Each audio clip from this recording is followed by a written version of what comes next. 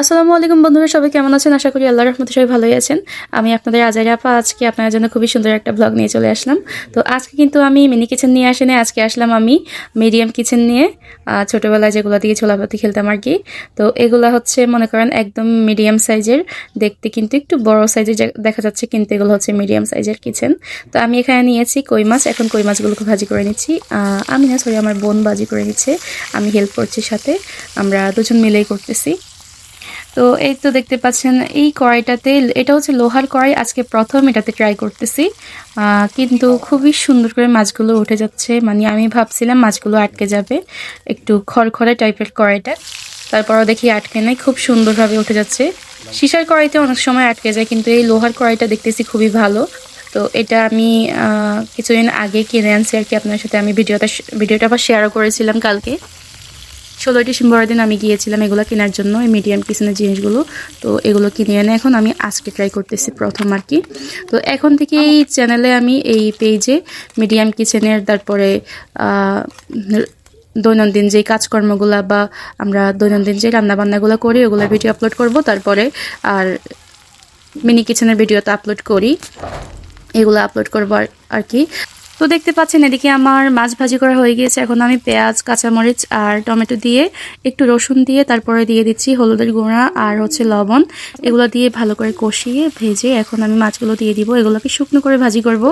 আর কই মাছ কিন্তু এভাবে ভাজি করলে খুবই ভালো হয়, এইভাবে ভাজি করলে আর কি মজা হয়। তো এগুলোকে এখন আমি সুন্দরভাবে ভাজি করে নিচ্ছি। আর ভাজির জন্য কড়াইটা কিন্তু একদম পারফেক্ট লেগেছে আমার কাছে এটা সীসার কড়াই থেকে খুবই ভালো মনে হয়েছে। তো দেখতে পাচ্ছেন খুবই সুন্দর দেখা যাচ্ছে, তাই না? আর আমার মিনি কিচেনের ভিডিও বেশি ভালো লাগে নাকি মিডিয়াম কিচেনের ভিডিও ভালো লাগে, আপনারা অবশ্যই কমেন্ট করে জানাবেন। আমি কোন ভিডিওটা বেশি আপলোড করব অবশ্যই কমেন্ট করে জানাবেন। ভিডিও কোনগুলো কেমন হয় আপনারা জানাবেন অবশ্যই, আপনাদের মতামতের খুবই দরকার আমার জন্য, আপনাদের পছন্দ অনুযায়ী তো ভিডিও করব।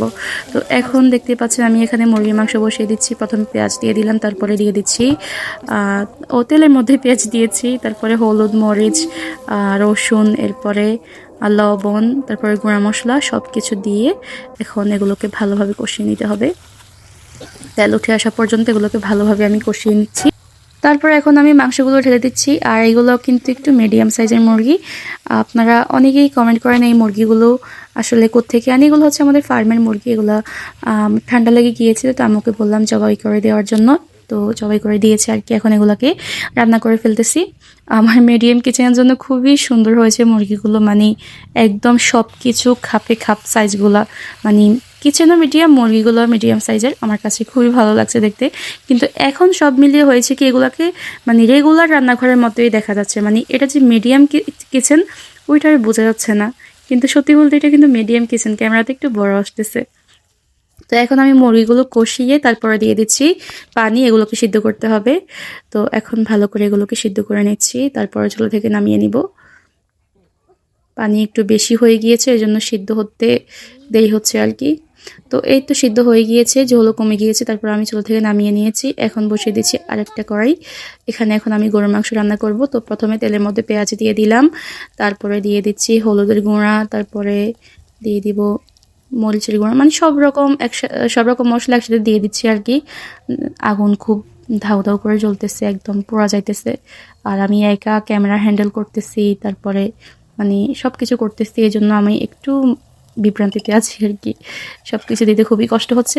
তো এখন আমি এগুলোকে সব রকম মশলা একসাথে দিয়ে তারপরে আমি এখন এগুলোকে কষিয়ে নিচ্ছি, ভালোভাবে কষিয়ে নিচ্ছি তেল উপরে উঠে আসা পর্যন্ত। তো এখন আমি দিয়ে দিচ্ছি গরুর মাংসগুলো, এগুলোকে আবার ধুয়ে এনেছি, কারণ হচ্ছে এদিকে মাছই খুবই জ্বালাতন করেছে। তো এগুলোকে আবার ধুয়ে এনেছি, মানে আমার বেশিরভাগ ভিডিও করতে আসলে সমস্যা হয়, যেহেতু আমি খোলা আকাশের নিচে ভিডিও করি, তো মাছই খুবই সমস্যা করে।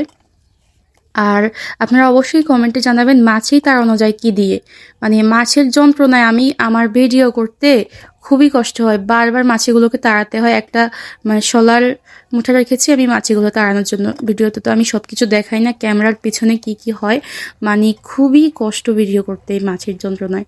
আর কি কারণে মানে আমাদের এদিকে এত মাছি আমি আসলে বুঝতে পারছি না। আমাদের আঙ্গিনা কিন্তু আম্মু খুবই পরিষ্কার রাখে, মানে এরপরেও মাছির এত যন্ত্রণা, আমার খুবই বিরক্ত লাগে এই বিষয়টা। তো এখন আমি দিয়ে দিলাম টমেটো আর কাঁচামরিচ লাস্ট পর্যায়ে। তারপরে এখন এগুলো প্রায় হয়ে গিয়েছে, এখন চুলো থেকে নামিয়ে নিব। এই তো নামিয়ে নিয়েছি এগুলোকে, এখন বসিয়ে দিব আমি পোলাও। তো কড়াই বসিয়ে দিলাম, তারপরে দিয়ে দিচ্ছি পেঁয়াজ কুচি, ও তেলও দিয়ে দিচ্ছি। আমি কেন জানি তেলের কথা বলতে বারবার ভুলে যাই। তো এখন দিয়ে দিচ্ছি রসুন না, এটা আদা রসুন একসাথে পেস্ট করা আর কি। তো এখন দিয়ে দিচ্ছি লবণ, তারপরে এখন এগুলোকে ভালোভাবে ভেজে এখন দিয়ে দিব পোলাওর চালগুলো। আগে ধুয়ে রেখেছিলাম, এখন এগুলো দিয়ে দিয়েছি। এখন তো জানেনই কি করতে হবে, অনেকক্ষণ ধরে এগুলোকে ভালো করে ভেজে নিতে হবে। আর এই অল্প অল্প রান্না খুবই মজা হয়েছিল, মানে আপনাকে কি বলবো, আমরা রেগুলার যে রান্নাগুলো করি এর থেকে কিন্তু এইভাবে অল্প অল্প করে রান্না করলে রান্নাগুলো খুবই মজা হয়, যেহেতু এটা জোলাভাতি, এই জন্য হয়তো এটা স্বাদ অনেক বেশি লাগে। তো এই অল্প কয়টা পোলাও আমরা কিন্তু এই অল্প আয়োজন আমরা সবাই মিলে খুবই মজা করে খেয়েছি, যারা যারা এখানে ছিলাম। ক্যামেরার পিছনে কিন্তু অনেকজন আছে, তো আমরা সবাই মিলে এই খাবারগুলা ভাগ করে খেয়েছি, মজা করে খেয়েছি। তো এখন আমার পোলাও হয়ে গিয়েছে, এগুলোকে এখন মানে পানি একদম মাপ মতো দিয়েছিলাম, এই জন্য পোলাও এক বলক আসার সাথে সাথে পোলাওগুলো হয়ে গিয়েছে। তো আমি এখন একটু সার্ভ করে নিচ্ছি, যেহেতু খাবার কম, তো আমি একটু কম করে বেড়ে এগুলোকে সার্ভ করে নিচ্ছি। আর এদিকে আমার ক্যামেরাটা আমি এমন অ্যাঙ্গেলে রেখেছিলাম, মানে আমি এগুলো সার্ভ করার সময় ভিডিও করতে পারিনি। তো ভিডিওটা কেমন হয়েছে অবশ্যই জানাবেন। আল্লাহ হাফেজ।